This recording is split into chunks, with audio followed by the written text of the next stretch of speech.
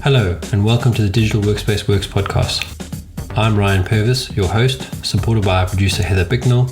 In this series, you'll hear stories and opinions from experts in the field, stories from the front lines, the problems they face and how they solved them, the areas they focused on from technology, people and processes, to the approaches they took that will help you to get to the grips with the digital workspace inner workings.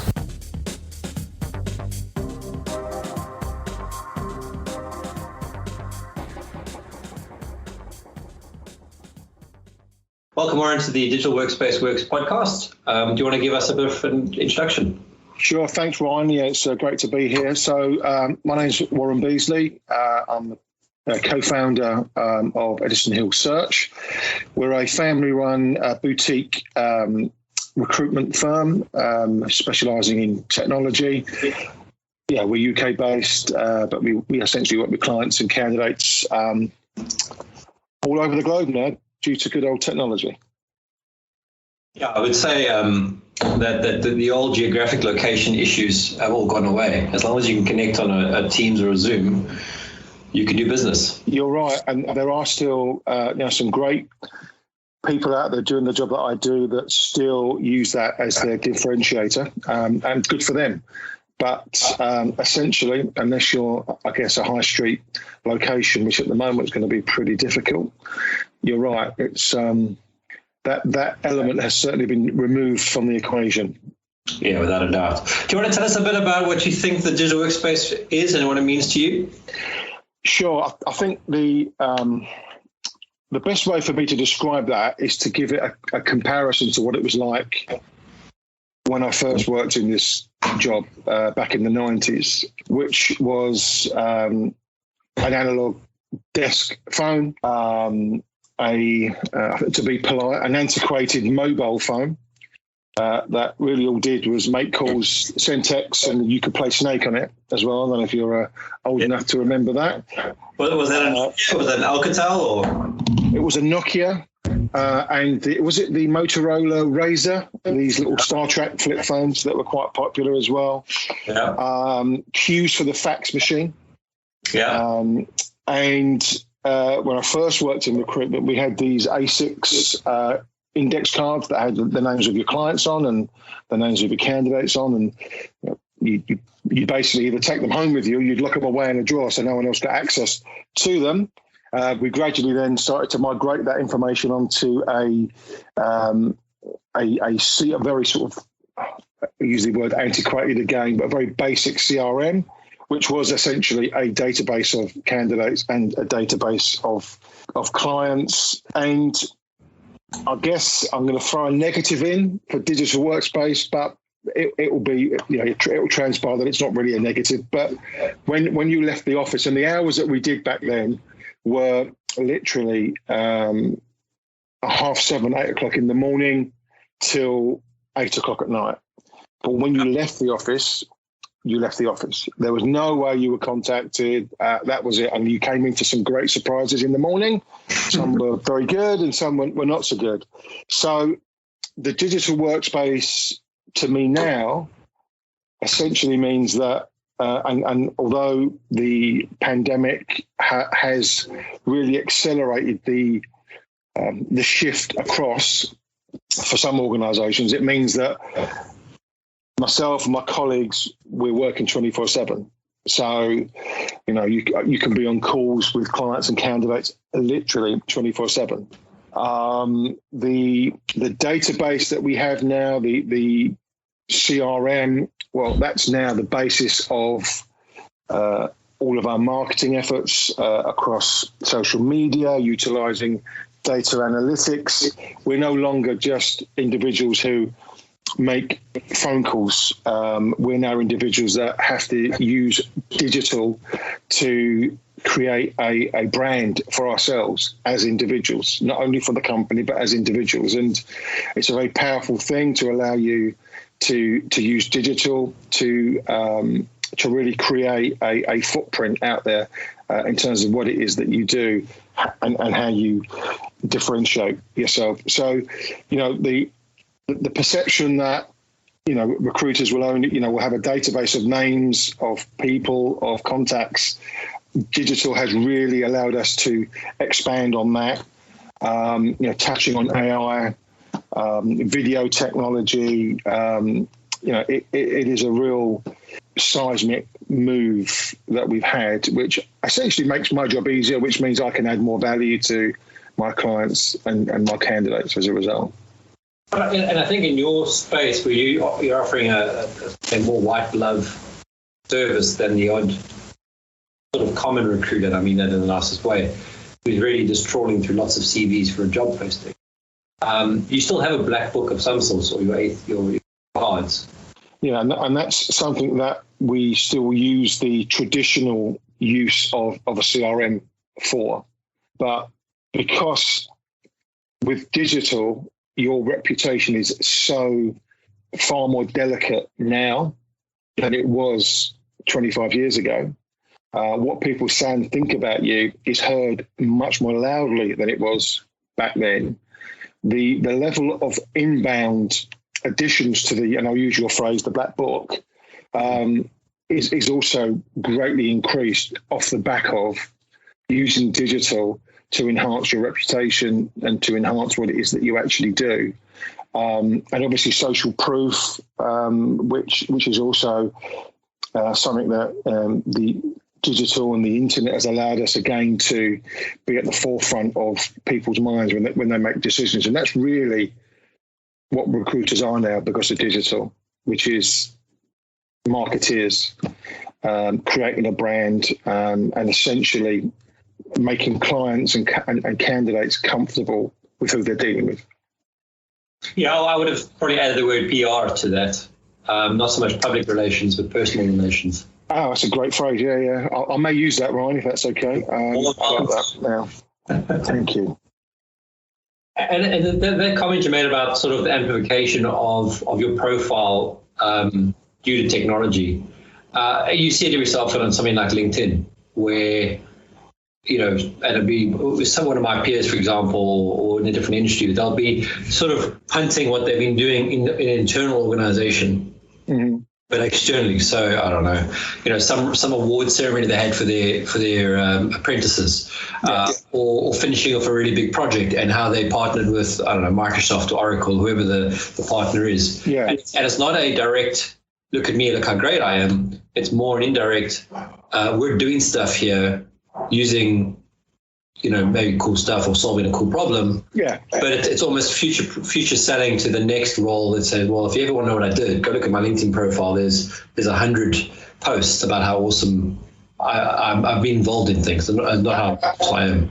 Absolutely. It's a great place to keep a repository, rather like, GitHub, keep a repository of code and the great things that really clever people can do with it. LinkedIn can be a repository of a individual's, I guess, career track record, really, their achievements, what they're proud of, and how they want to be perceived to the market. But I think the most powerful thing that LinkedIn does is it allows people to see you, to see what you're really like.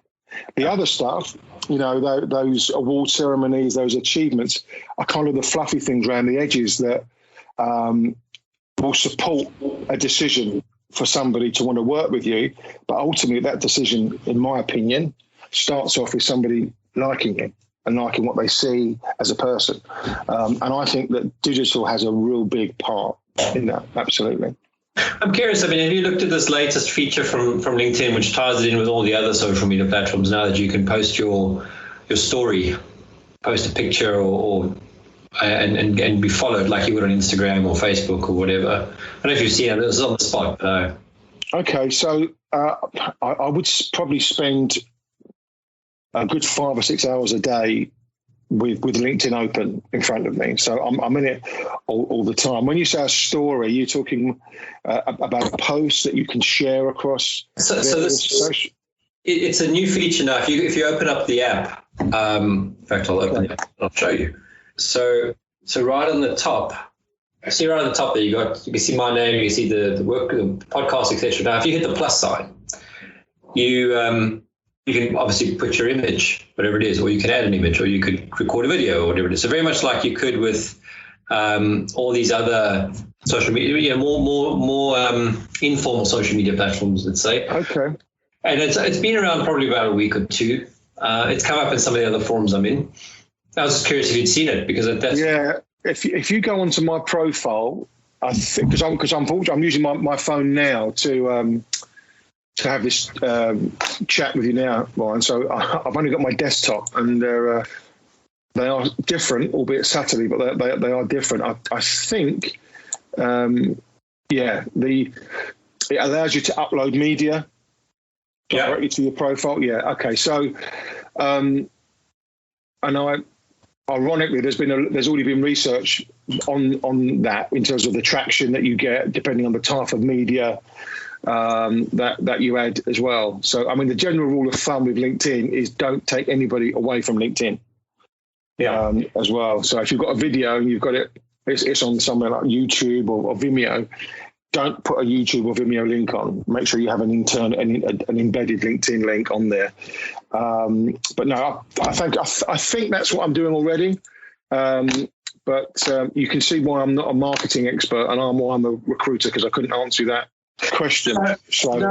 It's cool. I just wanted to see it, because actually now looking at your profile, I don't see that bar. So it's obviously a mobile first feature, and probably when you post a picture, because where I was kind of going with this is I always see, and I always try to keep my LinkedIn posts very much about the work I'm doing, and which mostly is publishing the podcast and stuff. But I do see other guys sort of posting, I went for a walk today and I saw this beautiful view. And it's got almost nothing more than the view, and that to me personally is something that should probably be sticking to a Facebook or an Instagram or whatever. But if you're taking that I've gone for a walk and I saw this beautiful view and I had this great idea, which, saved the business 10% because we were going to outsource to, our payroll, for example. Sure, yeah. Yeah, that would make more sense to me. And I just wondered if you looked at those sorts of things. I think that certainly since Microsoft got involved with LinkedIn, and I think they changed their algorithms nearly as often as Google do. 5 years ago, maybe less than that, 2.5, 3 years ago, if you posted something on LinkedIn, which was, I'm going for a walk today, oh, look, there's a squirrel up a tree, what a lovely view, isn't that a pretty dog? You would be hounded off of the site and being told to take your post to Facebook or Instagram or wherever. That's changed now. Whether that's changed because Microsoft has influenced it, or whether that's changed because of the marketeers on the periphery that have influenced it. But absolutely now, LinkedIn is more aligned with the type of content that you would see on Facebook. They want to know about you. Yes, you can tie that into what you do professionally and how that impacts on other people. But ultimately, they want to be more of in my opinion anyway, this is a debate, this isn't, cast iron, that they want to be involved in a conversation. That's the basis of LinkedIn. Whereas before, it was discussing very finite, technical or business-related issues. And now there's a definite move away from that.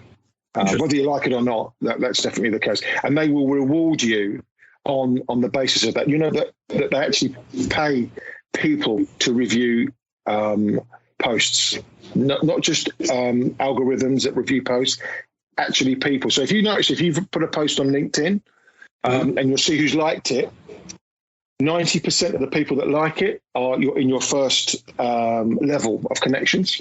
Yeah. It's when you start seeing that post become more popular and you see second and third people liking it, is when somebody has actually said, this post now is worth getting out into the wider network. That normally happens within 48 to 72 hours of you putting that post out there. Yeah. And the most successful posts I've had, and I've experimented with it, are posts that I would call fluffy posts. I literally experimented holding my stepson's new dog. And I thought, I'm going to post this on LinkedIn to see what happens. And I thought, I put a really good, interesting post on how AI is going to impact the future of investments in tech startups. It got a fraction of the likes and of the traction than my fluffy dog. So that wasn't because I like putting pictures up of dogs, but it was just to prove my point. But there's still many people within my business as well that will disagree with me. But I do think that's the way it's going. So a future guest of ours, we were talking in our pre-call with her, and she said she was so chuffed because that morning she'd written a post, put it on, and it made it into LinkedIn's short. They do like that editorial daily. Yes, yeah. And she made it because she happened to hit it, and she said she didn't do it on purpose, like she didn't design it to get there. Yeah. But the thing she wrote about was obviously right in time for something else that was going on, and it was absolutely, and it was great. Absolutely. I heard a guy interviewed yesterday who specialises in, or his sweet spot is trying to make your post go viral or as viral as possible. And he has a client that created a post purely by accident, this was on LinkedIn, had over 1 million, it would have been comments, it would have been views. Yeah. Absolutely blew him away. His next post has 12. Yeah. So, yeah, there you go. Yeah, and it is a funny thing. I mean, not that this is a LinkedIn dissection, but no. But you put some, and exactly what you said, some things you put up there, and you actually think, wow, this is going to be amazing. And this is before I started putting just the podcast stuff up, but an article you've read, or you might write something, whatever. Yeah. And you get, a couple hundred views, maybe 1,000. You're like, but this was not the thing that I thought would get the views. And then you write this thing that is, like you've put some sweat into it. You really chuffed it. There's like almost a white paper in some sense. Yeah. And your mom and your brother give you a thumbs up, and no one else even looks at it. And you're like, how does that work? I couldn't have put it better myself, Brian. That's exactly, you tell me. The more time you spend, researching a post, if you're brave enough to want to use something like Canva, or you want to pay somebody to make a post look really, very, very professional, compare that to the hits and likes and traction you'll get to I'll go back to the fluffy dog scenario. It's crazy. But that's it. That's how it is. That's what we got to work with. So, and I do take all that down to digital, to the internet, and the impact it's having across the periphery of not just emails, not just your CRM, but across all aspects of my job and what I have to do now compared to what I did back in the 90s. And it really is, night and day, the difference. And I mean, change is inevitable. How have things changed? Obviously, we've had sort of pre-pandemic. We're now going into, I guess, hopefully the middle to end of this pandemic. I mean, your role changed drastically as the market sort of held its breath. Say that again, sorry? As the market's held its breath, waiting for this madness to go. Yeah. What have you had to do differently? I think, from a very selfish perspective, it's allowed me to be more reflective, to actually see where me as an individual can add value to other people. So, I'm certainly not doing a plug for Warren and his big heart, but I wanted to give something back. I did some pro bono stuff. It allowed me to use digital and technology to get in front of people that were struggling. And, don't get me wrong, it's been tough, but there are plenty of people that were swapping me, that are having it worse. And I wanted to have that opportunity in the past 9-10 months to do something, to give something back. And actually doing that and looking at the perspectives changing slightly, I think has had an impact on the type of posts and the type of brand that is being created, albeit by accident, as a result of that. So, yeah, digital's been really important during this period. And, of course, working remotely, which is the obvious impact, it was going to happen anyway, but the really stubborn, I'll use the sweeping generalisation, the really stubborn bosses out there that refuse to trust their employees, their teams, to allow them to work from home. And I get it, some roles you have to be in the office, but for those roles that you don't, I think it's proven to them that absolutely, if you trust somebody, if you allow them that length of rope, most people don't hang themselves. Most people actually embrace it and technology has allowed that to happen. And I think it's a really good thing. Yeah, I almost see it goes a little beyond just embracing. I think they become even more loyal. Absolutely. Because of that, if you get that trust. Mm. I totally agree. I found it when we moved to the UK, almost 9 years ago. I was working in a role before that where, I worked from home probably three days a week, 4 days a week, but you were seeing customers and you were, driving around, flying around, all that kind of stuff. And you had this integrated way of working where you might sleep late because you worked late the night before. You might go hit some golf balls, then go see some customers or join calls or whatever it was. But you had full control on how your work was done, as long as you were delivering. And I mean, because I was in sort of sales, pre-sales, the results were your own as well, because you were getting commission or not and all that kind of stuff. When I moved here and then I sort of switched over to the corporate world, and I was given the sort of dogma, well, you're going to be in the office 5 days a week and be in as early as you can and try to leave as late as you can. Not that was the actual message, but the underlying message was that. Yeah. It was a complete shell shock. Never mind moving countries and having to deal with a different culture, but it still fascinates me up until now, where everyone's kind of going, oh, we can work from home. Oh, we can use the tools that have been around for almost a decade. Yeah, because they have been. I mean, they haven't. There might be new flashy looking ones, but they're still the same tools we've had for 10 years. I think that's a real powerful thing. Really, is that the trusting, absolutely, the speed of the paradigm shift for the workplace that we're living through now. Yeah, it's. I just hope you haven't got shares in Regis or WeWork, because I don't think that these guys are going to come out of it too favorably. It's funny you say that. So, and this is not a financial conversation or any advice, of course. But so we were in WeWork when I joined Hilo and we left, and at the time we were discussing it how obscene, and I mean this in the nicest way, the WeWork model was. I mean, they had more buildings in New York than JP Morgan had at the time. Yeah. And if you look at their business model, it was pretty much on the same guise as what Amazon used to run on, which, well, they still do, but now they're making a fortune of money as opposed to being in debt. But they were running such a tight model where their income didn't match to what the expenses were, but there was almost a point where it would flip over and they just need to get there. And they've probably been, I haven't looked at WeWork, but they're probably decimated. But I would look at the other way around with Regis, and I think they are probably one to look at, because they've been around for so long. They're still an established brand. They own a lot of their buildings, whereas WeWork is renting a lot of their buildings. I think you'll find Regis lease pretty much everything. Oh, really? They're part of a bigger group. IDC or something. IWR, something like that, isn't it? Yeah. And I've had first-hand experience of working in several Regis offices, and their actual staff on site are phenomenal.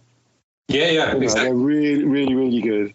But unfortunately, they're put under so much pressure, and the impression I get is they don't get paid a lot for what they do, and the pressure that they're under. I think they are the flag bearers of that organisation. But yeah, they may have changed now, but certainly 5 years ago, they were quite proud of the fact. And I would speak to divisional managers, where they said, "No, we don't own anything in this building. We don't own a table, a phone, a photocopier. Everything is leased."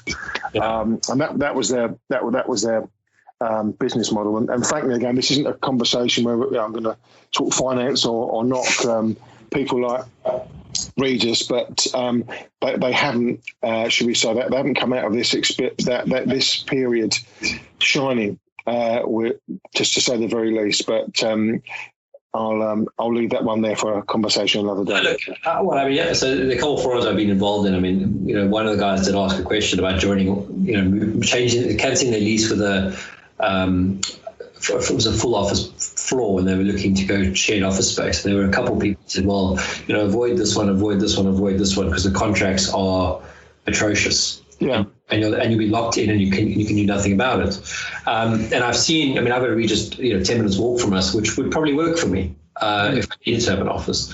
But I've also noticed in my little village that there's about 2 or 3 sort of informal working groups that have set themselves up inside as sublets of other businesses. Oh, well.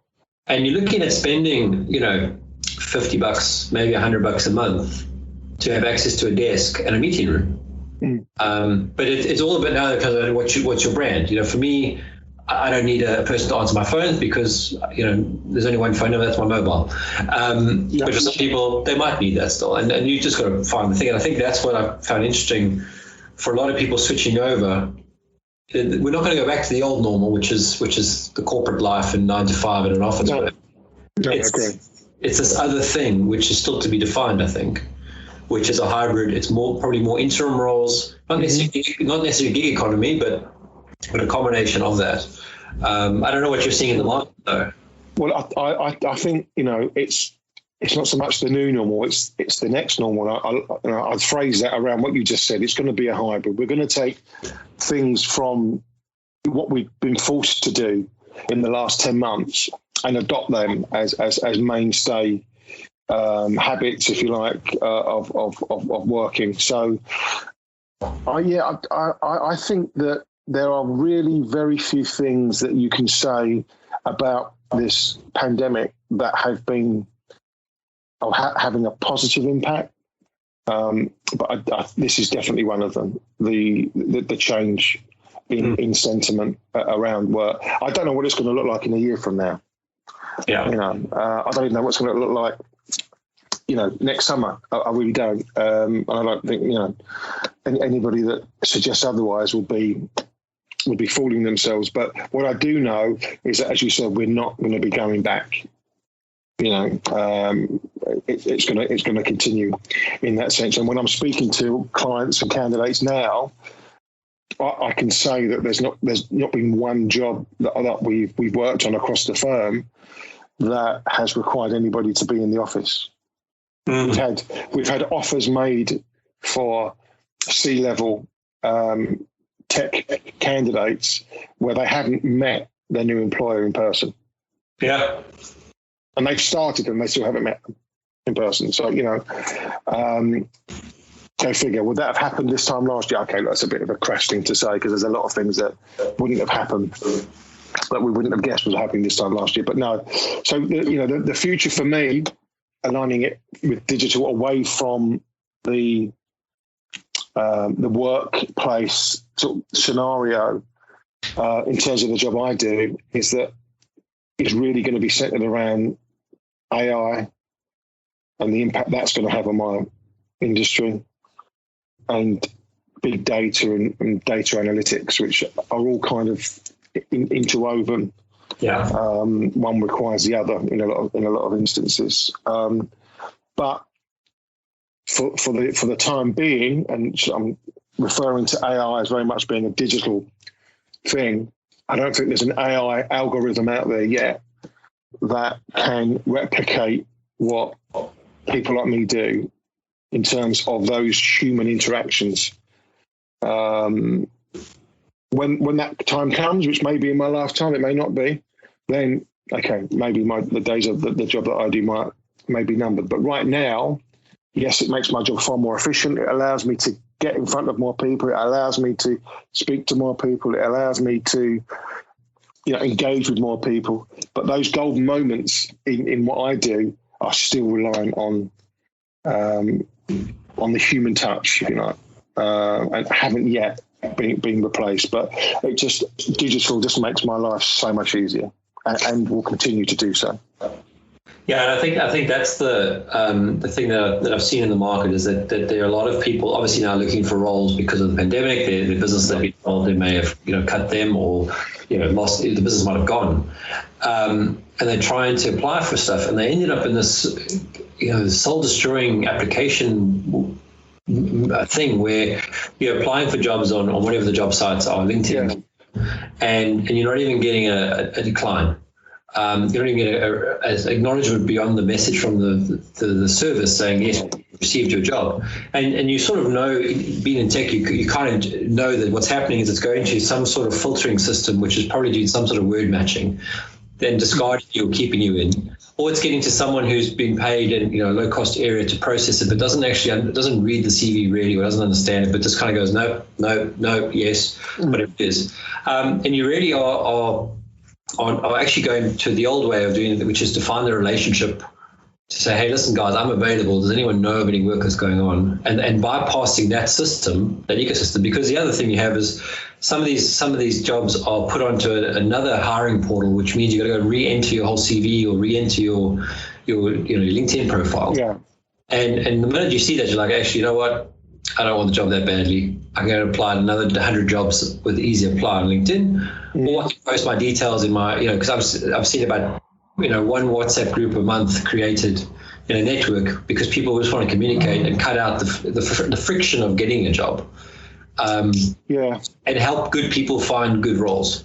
No, absolutely. And I think my industry has a big part to play in that and to bear a lot of the responsibility for that. And the absolute minimum level of courtesy that anybody should expect if they've been engaged in the process is a phone call to be told that they're, it's different if they're applying for, in my opinion anyway, it's different if they're applying for a job and they haven't got through to CV submission stage and they're told electronically that their application wasn't successful. But if there's an interest in their application, to have the very worst, no update, but using digital to tell somebody that they're not being considered anymore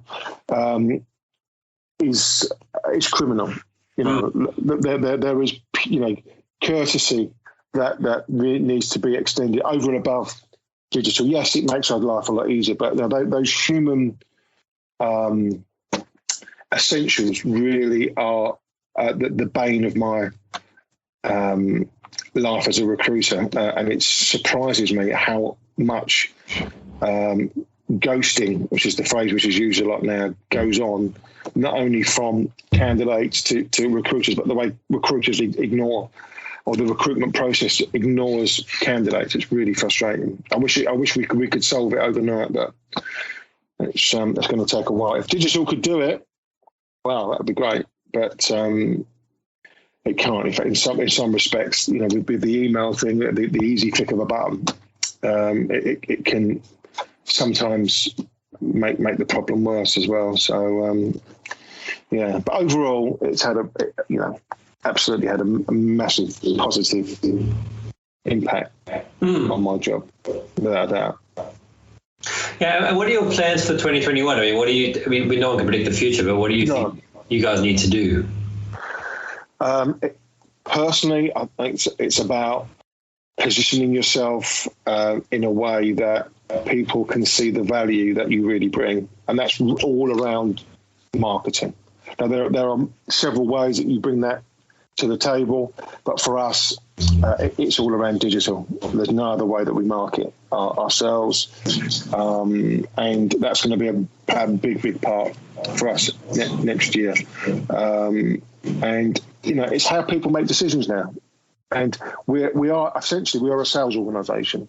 And our commodity, and I include myself in this commodity, which is people. We're working with the most unreliable commodity on the planet. So we need to make sure that we do everything absolutely right, and that includes how we market ourselves and how we position ourselves as well. So next year for us is big about branding. It's going to be big about marketing, and make sure people know where to come to and know exactly what they're going to get from us before they even send us that email or make that phone call. And we're progressing. We're not there yet, but it's a journey, and it's not an overnight pay-per-click process. It's very much a drawn out reputation. Keep doing the right things, which is for us it's content, for us it's commenting on people positively, liking stuff, doing this sort of thing as well. It's most definitely the way forward. So so now you're saying that, yeah, sort of your activity. I mean, are you only looking really at one platform, be it LinkedIn, or are you looking at publications, trade publications? No, that's a really good point. So we openly promote ourselves to journalists within the technical trade press. So if they want a quote, or if they want an opinion from us around a particular subject matter, and we will list them, then we will use that as well. But I would say that if we went back 5 years, 80% of our time and money was spent on with Google in terms of marketing. Yeah. And I'd include email marketing campaigns in that as well. I would say now 80% of our time and money is spent within LinkedIn. Interesting. Very interesting. Yeah. It's a very powerful platform. And my fear is that when they realise that they have people like me by the short and curlies, excuse the vernacular, but, where that will leave us, I don't know. But no, it's for us, it's a very powerful tool if used correctly. Absolutely. Yeah, a friend of mine runs a podcast, and he did this. He built his business around Facebook, and he put out a post. Must be about 3 weeks ago, where he's deleted his Facebook account completely. So that's going from making. I don't know. He sold his business for a lot of money. So that was his core business. He's got completely broken up with Facebook, and based on that, I finally pulled the trigger to get off Facebook as well.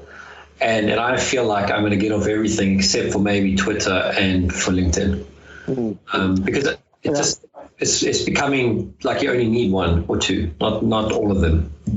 There is so much noise out there. Or there certainly was 2 years ago. So much noise out there in that social media branding space. Depending on which book you read, would be another technique that you could use for another particular platform. And I don't think people like that. They want to have something they can rely on, that they're familiar with. Yes, of course, there is going to be change, and you have to embrace that. And digital allows you to do that. But yeah, you're quite right. I don't use Facebook at all now. I only use it for people to contact me. I don't do anything at all on there, either for myself or professionally. I'll come right off of it. And with me, in fact, I don't know whether or not there's some sort of a correlation or connection with LinkedIn and Twitter. But if you do a post on LinkedIn, it's very easy within LinkedIn for you to add that onto Twitter as well at the same time with a click of a button. So they are the only two really that I use. So out of interest, you mentioned CRM tools. What do you guys use for your CRM, and do you tie that in with your social media presence at all? Yes, so we actually, although we're a small firm, we actually have 3 CRMs that we're currently working with at the moment. Okay, we have a very intuitive, data-led, GDPR-compliant platform, a Scottish company called Firefish, that I base most of my CRM day-to-day movements and diary around. My colleague was using a globally well-known platform called Bullhorn, but he's just moved on to something called, I'm going to pronounce this wrong, I think it's called Loxy or Loxo, or could be Loxo, which is essentially integrated with LinkedIn, and it allows you to create sales pipelines automatically, seamlessly, and move somebody from both a candidate and a client through the different stages of the process. It's a very interesting platform that they've got. I've not been brave enough to move on to it yet. I'm still using Firefish, but so 3 very different CRMs that we have within the business. Bullhorn is something that we're going to move away from anyway, so we decided on that completely. So it's this Loxo, I think it's Loxo, and Firefish that we're using right now. It's funny you mentioned Bullhorn, because that to me is like a blast from the past. I can't even remember when I first heard of it. That feels like a long time ago. Yeah, they used to have restrictions that you there was only a certain amount of they would only do business with agencies that are a certain size, I believe. That's no longer the case. So obviously, they're now trying to get business from wherever. It's a good site. It's a good application. They're pretty much, I won't say all much of a matchness because that's being unfair.